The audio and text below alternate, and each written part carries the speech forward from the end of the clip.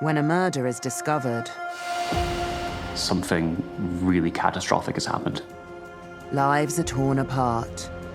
Somebody somewhere must know what happened to Brian. We have lost our brother, and we just want to know what happened to him. It's up to the police to track down the killer. There was a time when I would have probably chopped off a limb just to get a suspect.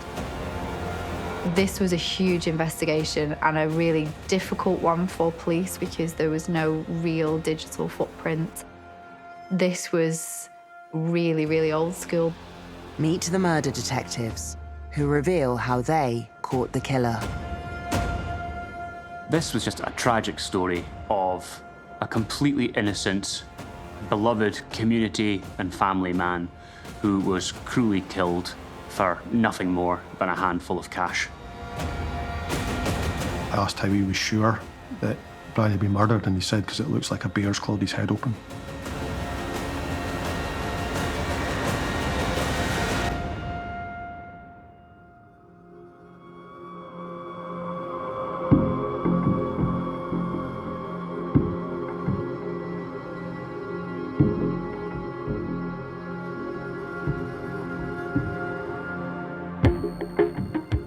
I've just concluded 30 years police service.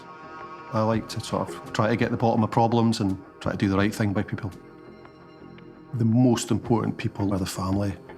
You can't bring their loved one back, so you just have to do your best to get them the closest to justice that they can get.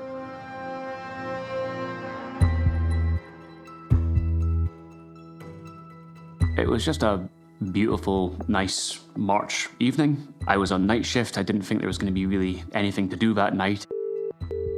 And we got a call from one of our contacts in the police.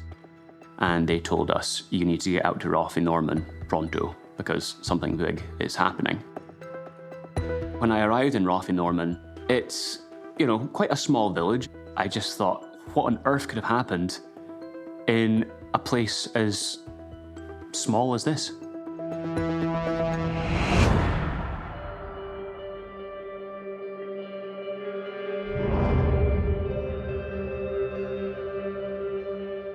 At around 4 p.m. on Saturday, the 12th of March, a local family concerned they hadn't seen their neighbour, Brian McKandie, called round to his home to check on his well-being. They don't get an answer.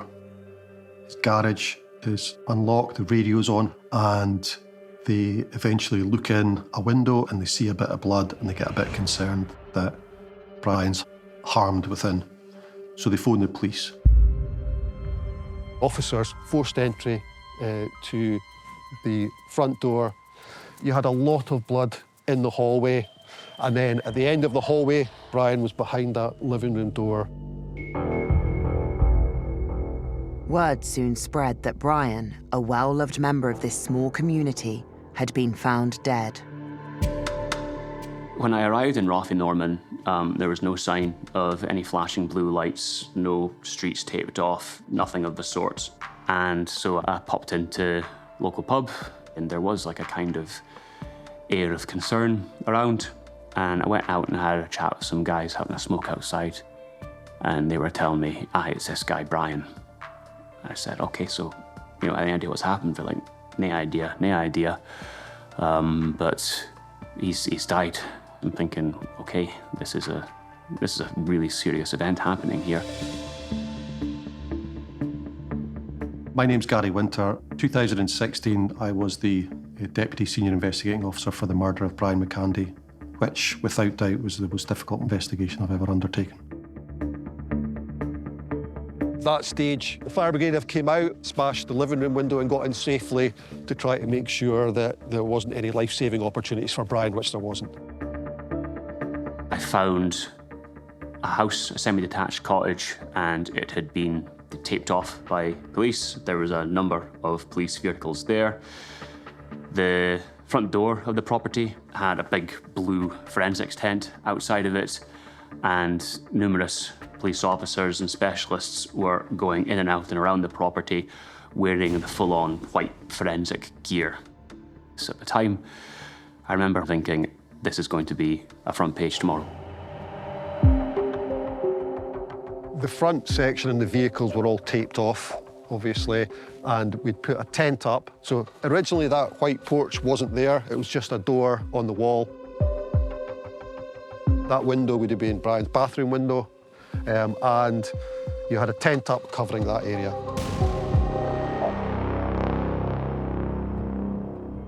Brian McKandie was a really liked and well-respected man. He had a great reputation within his community. He had his little business that was all built on by word of mouth. So people would often travel up to 40 miles for Brian to fix their cars, which I think really speaks volumes for his professionalism, but also his approach to dealing with people. He was a lovely man, but just kept himself to himself and worked away. All of a sudden, he's found dead in his house. At that stage, it was an unexplained death that needed to be investigated by the police. In this scene, blood staining was found in a number of different areas. It started essentially outside near the front door, and then it moved through the hallway to the place where Brian was found. And when he was found, he had severe head injuries. And of course, that would alert the first responders to thinking, how would those head injuries have been caused? And they naturally went to, he must have fallen.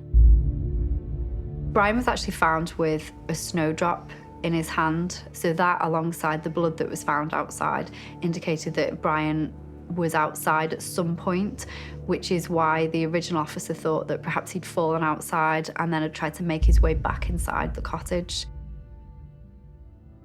There were other stains, impact spatter, which are little droplets of blood that have been projected through a space to create a pattern. And of course, if you think about falling, then that would naturally include hitting perhaps your head on a surface that could create that type of staining. So everything that they were looking at had this explanation, he must have fallen. The attending officers did actually find warfarin that was prescribed to Brian. So given that that's main purpose is to thin the blood, the understanding was that that's why there was so much blood within the property, because actually Brian was on blood thinners. So in the initial officer's interpretation, this was more likely to be a fall than a criminal act. Police officers made contact with Brian's family to notify them of his death. When we went to visit Brian, the girls quite often helped out in the garage, handing up the tools and helping Uncle Brian. I'm Moira Keegan and I'm Brian McKandie's niece. Brian was a kind person. He had a dry sense of humour. He was witty. He was friendly. He would help anyone. Brian lived with his mum, my gran, and he was brought up in that house. My mum was brought up in that house. And my gran and Brian lived together until she passed away. The police had contacted my dad, and it was my dad that came over to the house to tell me Brian had been found dead at home. While police at the crime scene were still working on the belief that Brian's fall may have been accidental, Brian's family weren't so sure and raised their concerns. Brian, as soon as he got up in the morning, put his radio on, and it was on from morning to night. His door was usually off the latch, and he went between the garage and his front door, in and out, for his tea or his lunch. But most of his day was spent in the garage. The door being locked was unusual. The curtains being closed was unusual. Brian not in the garage was unusual. There was cash found in the property, so that naturally made them think, well, if this was a burglary gone wrong, then why is there cash still there? So lots of things were happening that were almost pushing this narrative of it's a serious accident and not helping them to kind of open up their eyes and think, what else is going on here? So those initial attending officers, they're thinking that, albeit it's an unexplained death, it's not suspicious. When we examine individuals at crime scenes, it's very often the case that we can't establish all of the injuries that are present. But in the post-mortem, it's a different process. An individual is cleaned in order to try and investigate the extent of the injuries, and that can include shaving their head in order to inspect the scalp in more detail. This wasn't your typical non-suspicious death. There was up to 15 injuries on the head, which indicated quite excessive blunt force trauma, which ultimately ended up being the cause of death. I went down to the mortuary. Brian was still being examined. I could see the injuries for myself. You've got some, what would be classed as defensive injuries to the hands, where probably the hands have gone to the head to protect himself. There was linear bruising on all of the rib cage, and the pathologist's assessment on that would support the fact that he'd potentially been dragged on his front so that his rib cage was exposed, potentially over the door of the address. His injuries were horrendous. Clearly, we're now dealing with a homicide investigation.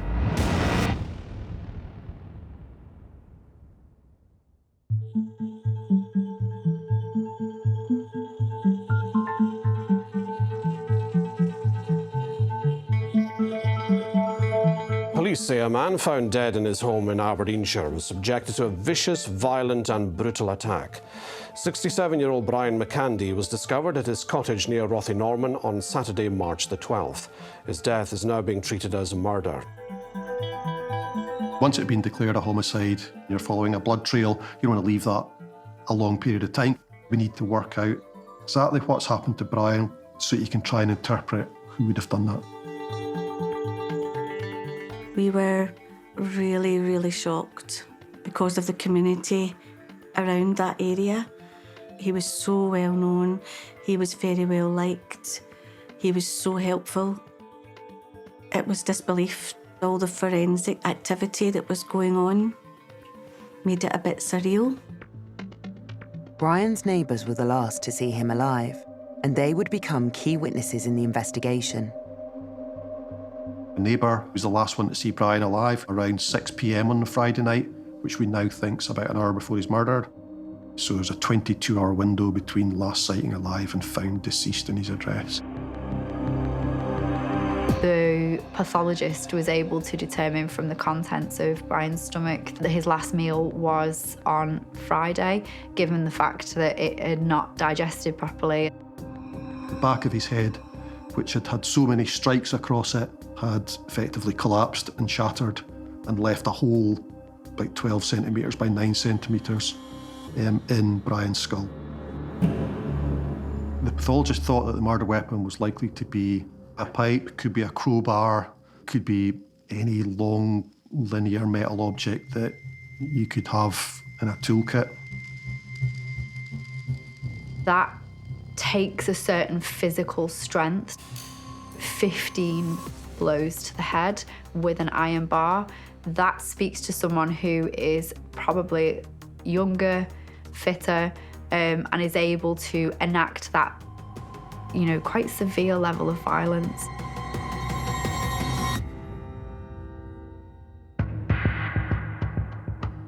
My name is Kieran Beattie. In 2016, I had just been 2 years in at the Press and Journal as a reporter, and the death of Brian McKandie was one of the first biggest stories that I ever covered. As I was writing up the story for the next day's paper, a press release was issued by the police saying that someone has been murdered and they were launching an investigation. Neighbours of Mr. McKandie didn't want to speak on camera today, but all told me of their shock and concern at what has happened. Police are making door-to-door inquiries in the area and want to speak to anyone who saw Brian on the 11th or 12th of March.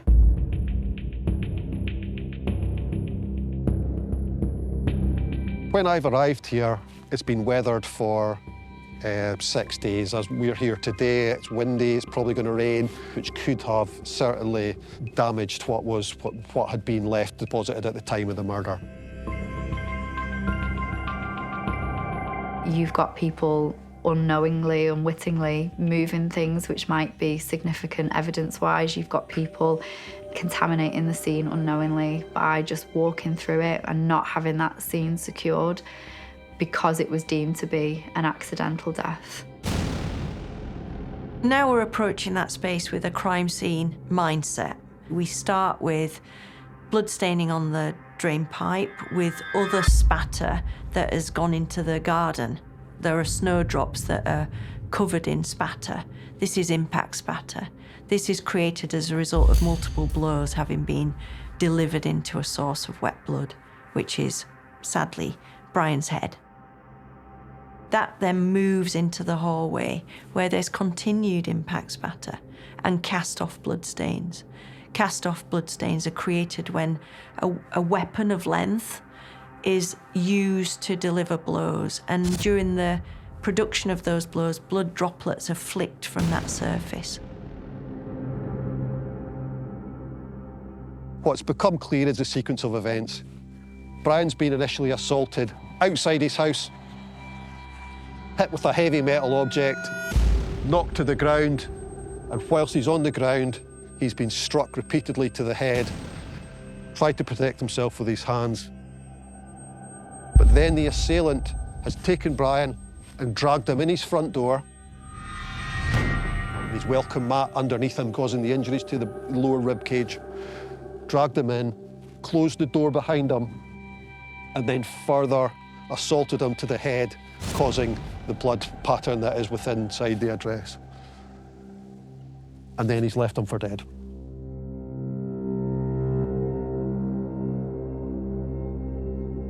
That was his sanctuary. So for what happened to him in that house, I think makes it all the harder to swallow. I think it makes it that much worse because that was his safe space and that was violated in, the most violent way.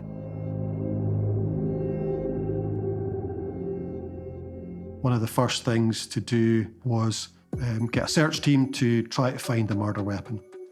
The best guess from all the information was that that was a heavy metal linear object like a crowbar, something like that. And we had a search team search all the fields, roads around there to try and find anything. The weapon would have been an absolute treasure chest of forensics because essentially we could have had fingerprints in blood. And fingerprints in blood are almost like a smoking gun because they tell us that that individual has handled that weapon at a time when blood from the victim is available. So, in the days after it emerged that Brian had been murdered, the police presence around Rothienorman suddenly it shot up. They had a permanent base in the car park where folk could come in and speak to any officers and let them know anything they'd heard. They carried out a huge deal of canvassing, knocking on doors in the community. And I kind of really felt in the first few days that surely we'll be able to find whoever did this really rapidly. It has been almost 2 weeks since Brian has died, and it's just been a terrible shock.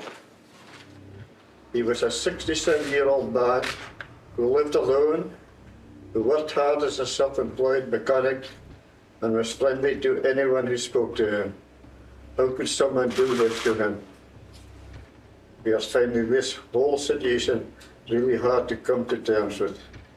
We have lost our brother, and we just want to know what happened and where. The folk that did know of him had only nice things to say. No one really had a reason for this lovely, nice old manny that fixes folks' cars on the cheap to be murdered in his own home. Digging deeper into Brian's personal life, investigators examined his digital devices. He led a very simple life, no social media, no smartphone. He used to spend quite a bit of time on the internet searching for parts for people's cars on eBay, trying to get them at the cheapest price and do the best deal for people. As part of the digital forensic examination of Brian's computers and mobile phones, we established the last keystroke Brian made, the last button he pressed was at 7:08 p.m.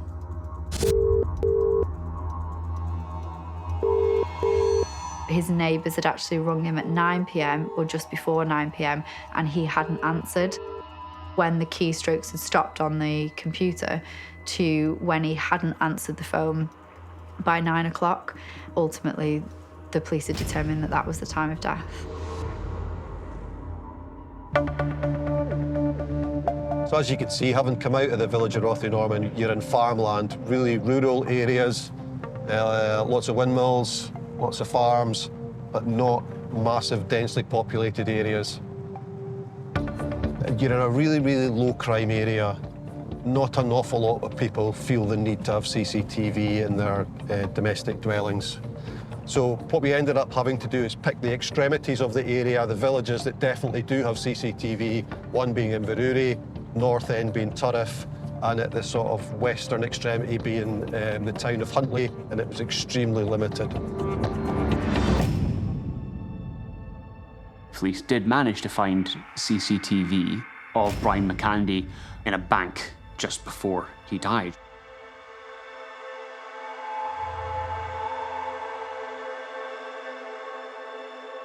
This was a really important image. I think it sort of really brought home the fact that this guy's dead now, and we really need to look out for whoever it was that took his life from him. Over 700 cars were stopped during this time. It was very physical in terms of the level of investigation. It was very man-heavy, that it required a lot of police resources to be able to do this.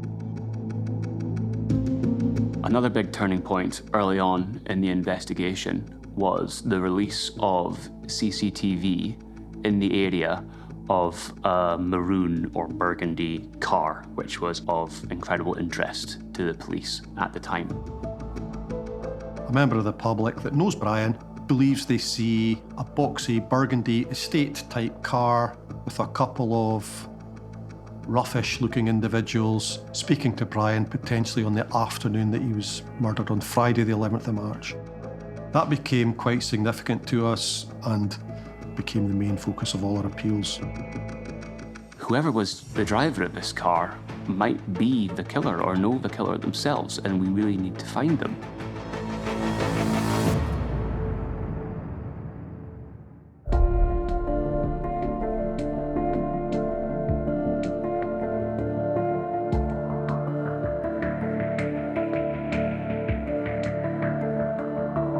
Police are looking for two men seen speaking to Mr. McKandie the day before his body was discovered.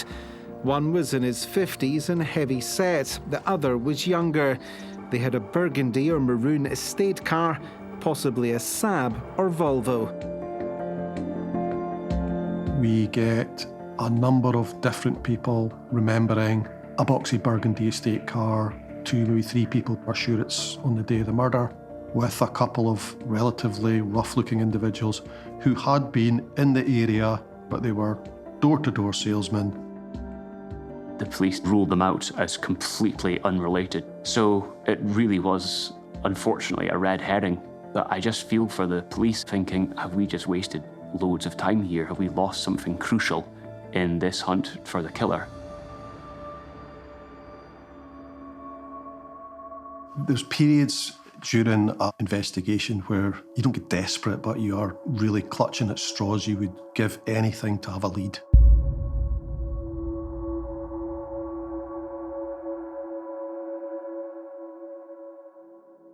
One month after Brian's murder, the community held a memorial service.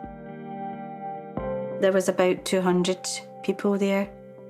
It was very, very busy. The whole community were just shocked at what had happened. There was a really huge sense of coming together. It really reminded folk, this is the human being here that died. This was Brian McKandie, the guy that folk knew.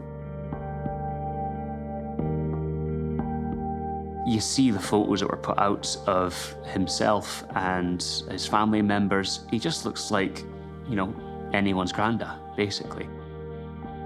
I think at that point, the question was just, why? As the community grieved, the police focused on finding a motive for Brian's murder. It was well known in the community that whenever he did work for anyone, he did it all cash in hand. As the police found out in their investigation, the house was just riddled with biscuit tins, cake tins, and shoe boxes stuffed with cash. There was more than 200 grand in physical money hidden all throughout the property. And he had all this cash just lying around in his house. Each tin contained around £20,000. The police then realised that there was no open tin, there was no tin in progress. It speaks to the fact that it was taken by the offender quickly. That's what they were looking for. They took it and they left the property. You get a bit of a sense of this must have been somebody that knew Brian. Because this is not somebody that's committed sneaking theft and been disturbed and had to strike the guy once to get away. This is sustained attack, started outside, dragged inside, door closed and finished inside. The murderer knew Brian and he literally has to murder him to get away with it. Given the lack of original leads within this case, police really had to throw everything at this investigation. They employed several strategies to try and determine if there was any DNA left at the crime scene that could indicate who the offender was. From a biology point of view, there was one unknown male's DNA profile which was found associated to a saliva stain in the welcome mat. It was believed that perhaps the offender had left that by speaking, shouting when they come in and dragged Brian back through the property. Investigators decided to widen the scope of the forensic tests in Brian's house. They used a chemical to try and enhance any fingerprints that were present in Brian's house. And the chemical they used was ninhydrin. It's a protein stain. So essentially, it's there to enhance or reveal fingerprints that might not necessarily be visible to the naked eye. The only real significant fingerprint that we found was a fingerprint which was high up on the bathroom door frame, right beside where we believe Brian's sort of head and area would have been lying. Part of our witness strategy for anyone that had been a customer of Brian's over the years was to try and get elimination DNA and elimination fingerprints. Police spent quite a significant amount of time trying to determine who Brian's customers were, but it was determined that a family had picked up a car on the Thursday before Brian was ultimately killed, and that Brian was actually with someone at the time. On the Thursday, the 10th of March, there was a unidentified male that was at his address at that time. And we identify that male as a local farmer, Stephen Sidebottom. Stephen was a somewhat casual acquaintance of Brian. He would often borrow tools from him and would occasionally be at the garage. Stephen lived 3 miles away from Brian in a caravan on his parents' farm. He claims that he's there on the Wednesday night. And he gave some specific reasons why he knew it was a Wednesday night, because he had his daughter with him and he didn't have her any other night. Took his DNA, took his fingerprints, nothing untoward about what he said, but he's there on a Wednesday night, Brian's alive and well on the Friday night, so we were less interested in slight anomalies earlier on in the week prior to that. People who visit, they leave their DNA. People who touch things can leave their fingerprints. But all of the samples they recovered for DNA and fingerprints, they didn't match Stephen Sidebottom. What's clear from the circumstances and when you get additional support from national clinical psychologists and other people to assess the crime scene and geographical profilers and behavioural profilers, you get a bit of a sense of this must have been somebody that knew Brian, because he's not going to attract that level of violence. Stephen Sidebottom fitted into that category because he said he'd visited Brian on the Wednesday night, 2 nights before the murder, and was very specific about that. and the family who pick up a car on the Thursday night see this individual. So it created an anomaly. Now, either he was there, he was right, and it was the Wednesday night, or all of the family were wrong about the date they picked up the car, but it had only been MOT'd that day, so they wouldn't have picked it up before it had MOT'd. So they are more likely to be right than not. We still know Brian's alive on the Friday, though, but could Stephen Sidebottom have been there on a Friday night as well?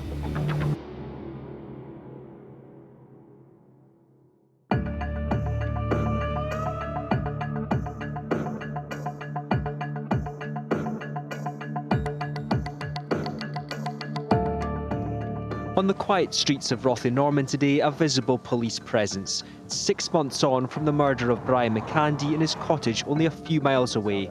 Locals here are still shocked by the attack. There had really been no solid progress and a growing sense of frustration.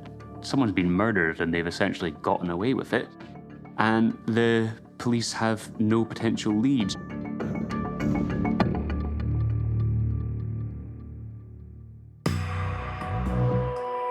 Our main focus had been on Friday and Saturday, but Thursday night is obviously we have this anomaly of a family arriving to pick up a car, and when that family arrived about 6, 7 o'clock at night when it's dark, a male walks from where I'm standing just now and goes over to a white van that's parked just on the road there.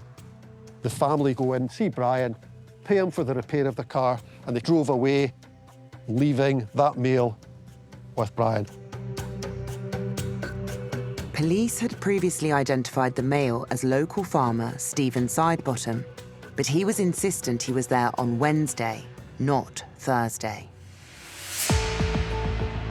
Stephen Sidebottom works on a farm near Rothienorman, and he travelled over to the pub between 5 and 7, and then he travelled in to spend the weekend with his girlfriend in Aberdeen. All looked, at that time, okay, and then you ask for consent for his phone, and then what you start to get is, I don't have that phone anymore. He'd borrowed his girlfriend's phone.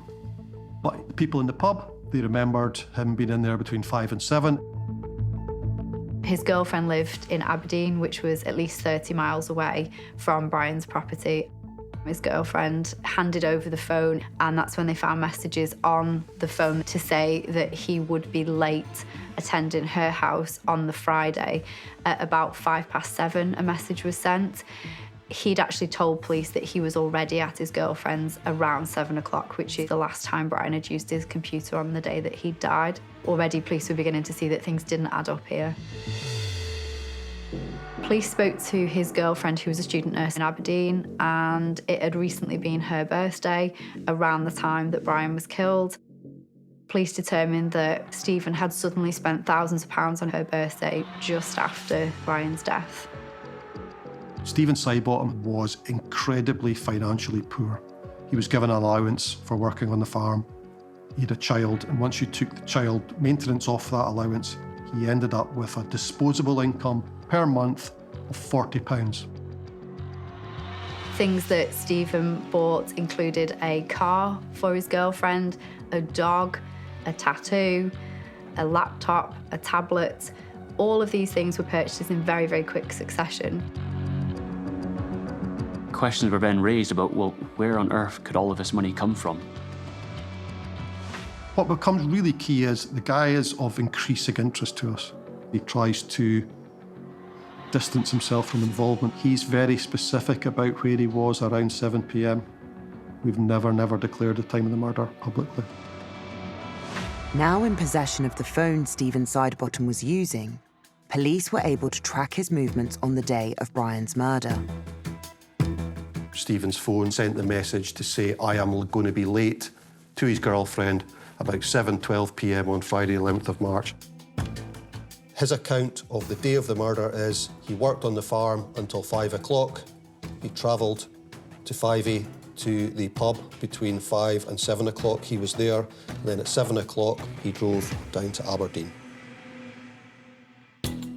We have Brian's cottage, a key location. You have on top of a hill here called Hill of Foundland, you have a cell mast. And that cell mast is the cell mast that Stephen Sidebottom's phone connected with. And what the cell data indicates is that when he sent a message at 7:12, he was in potentially a few specific locations, one being his farm, the other being Brian's address. And where he's definitely not is in 5A or anywhere else. What that allows us to say with evidential certainty is when he sent that message, he was not at the Vale pub. When police realised that he wasn't where he said he was at the time that Brian was killed, that really began to ramp up Stephen as a person of interest in this case. When we fully examine his phone, what becomes really, really relevant is he's there on the Thursday night when the family arrived to pick up their car. That's his first deliberate lie. It really suggests that Stephen was hanging around, either waiting for Brian to be on his own or waiting for it to become a bit later. We're able to recover some messenger from it. You can see as soon as we announce the murder in the media, on the 19th of March, he is in panic mode messaging people to firm up his alibi around the time of when we now know the murder happened.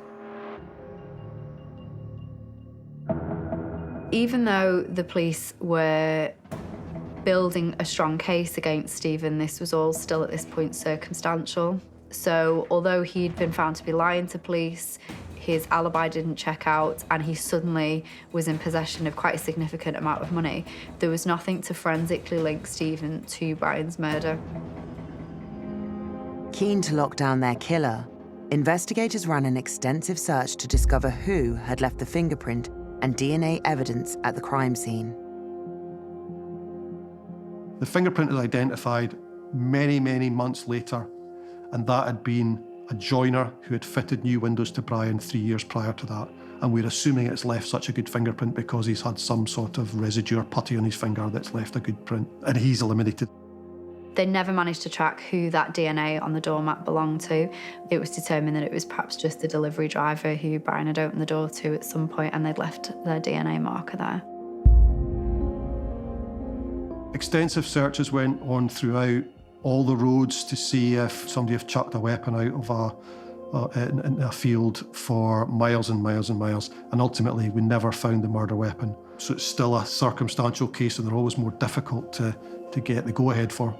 But Stephen Sidebottom was eventually arrested in February 2017, about 351 days after the murder had happened.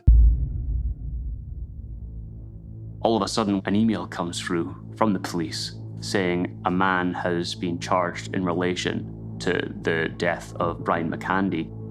We immediately found his Facebook page, and the thing that really leapt out at me was he had shared an appeal for information that could help with finding the killer of Brian McKandie. He was interviewed about the murder and other things, and he replied no comment to all questions. I was sure we'd had the right person. My view would be he's intended to murder Brian on Thursday, the 10th of March, and that family arriving have probably disturbed that murder happening. And then he's tried to do it on the Friday before going back to see the girlfriend, and then use all the people he knows as an alibi for that. So when those things start to unravel, I was absolutely convinced it was him. Scotland's Crown Office agreed that police had enough to charge Stephen Sidebottom with Brian's murder. He appeared at the High Court in Aberdeen almost 3 years later. I didn't know who the person was or the family, but it was just why? Why would you do that? If you'd asked Brian for help, or if you'd asked Brian if you were struggling, he would have helped. There was absolutely no reason to do what they done. By the time of the trial, it had been nearly 3 years since Brian had been murdered, and there was a real sense of, are we finally going to get this cloud that's been hanging over the community cleared and this issue finally resolved once and for all? He didn't look nervous, he just looked composed and collected and just sat looking straight forward for really the vast majority of the proceedings. As the trial progressed, we found out just how severe and violent this murder was. And I just thought folk couldn't really imagine that this guy could have done any sort of killing. The crux of this trial is the fact that Stephen suddenly had quite a significant amount of money to spend, and yet during the trial he didn't want to answer where that came from. And I think, given how significant that question was, him deciding not to answer that is very telling for a jury. There was no forensic evidence of this guy putting him in the house. Crucially, I think, there was no smoking gun here, really. All the police, after all their gargantuan efforts, were able to really present is that he probably did it. As the trial was coming to a close and the jury was going for their deliberations, the prevailing sense amongst a lot of journalists covering it was that this guy's not going to get done for this. Stephen Sidebottom ultimately chose not to give evidence in his defence. You could imagine being a jury member sitting there pretty frustrated if somebody's sitting there with answers that might exculpate themselves and they're not taking that opportunity to go and explain that to you. You know, whether you would take an inference of that, we'll never know. However, 3 days later, they came back with a guilty verdict. I was quite emotional. It was a surprise because we didn't know which way it was going to go. We genuinely didn't. It was shock. I kind of went, and they've got it. I was absolutely elated. Stephen Sidebottom had got his just desserts. There was a sense of relief from the wider community. It definitely felt as if justice had been done.